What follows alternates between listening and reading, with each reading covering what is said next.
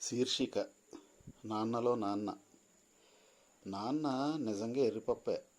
ఇంకా చెప్పాలంటే కొండెర్రిపప్ప. నాన్న తాగుతాడు, అమ్మ తాగదు. కావాలని కాకపోయినా తాగేలా చేస్తుంది. అక్కడే నాన్నకి సగం మార్కులు పోతాయి. నాన్న సంపాదిస్తాడు, అమ్మ సంసారం నడిపిస్తుంది. మొదటిది కనపడదు, రెండోది కనపడుతుంది. నాన్న తల నూనె తెస్తాడు, అమ్మ ఆప్యాయంగా తలకు నూనె పెడుతుంది. నాన్న దువ్వెన కొంటాడు, అమ్మ ఆప్యాయంగా తల దూతుంది.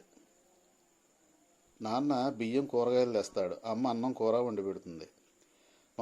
మొదటిది కనపడదు, రెండోదే కనపడుతుంది. నాన్న తన భుజాలపై ఆడిస్తాడు, అమ్మ తన గుండెలపై పడుకోబెట్టుకుంటుంది. మొదటిది జ్ఞాపకం ఉండదు, రెండోది మరుపునకు రాదు. నాన్న కొడతాడు, అప్పుడు అమ్మ అడ్డం పడుతుంది. అందుకే నాన్న చెడ్డోడు, అమ్మ మంచిది.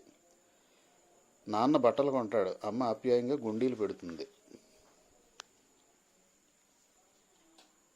మొదటిది కనపడదు, రెండోది హైలైట్ అవ్వక తప్పదు. నాన్న బడిలో చేర్పిస్తాడు, బడయ్యాక ఇంటికి రాగానే ఏమైనా పెడుతుంది అమ్మ.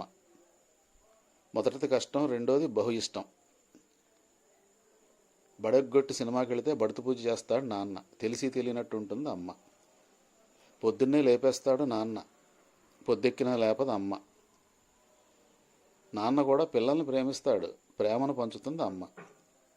మొదటిది కనపడదు, రెండోది కనపడుతుంది. పిల్లల పరీక్షలప్పుడు అగ్ని పరీక్షకు లోనవుతాడు నాన్న. మేల్కొని చదువుకుంటున్నారని పాలిస్తుంది అమ్మ. మొదటిది కనపడదు, రెండోది కనిపిస్తుంది. పిల్లలు ప్రయోజకులైతే ఎవరెస్ట్ అధిరోహించినంత గర్విస్తాడు నాన్న. ఆనంద భాష్పాలు రాలుస్తుంది అమ్మ. మొదటిది కనపడదు, రెండోది హృదయాన్ని తాకక మానదు. అమ్మ ఏమీ అనదు, నాన్న ఏదోటి అంటూనే ఉంటాడు. పిల్లకి పెళ్లి చేసి అత్తారింటికి పంపడానికి నానాగుడ్డలు మడుస్తాడు నాన్న. అప్పగింతలప్పుడు కళ్ళ నిండా నీళ్ళెట్టుకుని నోట్లో గొడ్డు కుక్కేసుకుంటుంది అమ్మ. మొదటిది కనపడదు, రెండోది మాత్రం విపరీతంగా హైలైట్ అవుతుంది. తనకు తెలియకుండానే నాన్న మార్కులను దోచేస్తుంది అమ్మ. ఇది తెలియక కాబోలు నాన్న ఎందుకో వెనకబడ్డాడంటారు తనికెళ్ళవారిని భరణి గారు. ఇది తెలిసే కాబోలు నాన్న ఇందుకే వెనకబడ్డాడంటారు సూరపురెడ్డి వారు వెంకటలక్ష్మీనారాయణ గారు. ఎంత వెనుకబడినా చావుకు మాత్రం ముందుంటాడు నాన్న. అమ్మ కంటే ముందే చచ్చిపోతాడు పిచ్చి నాన్న. అంతే. ఇట్లు ఒక నాన్న.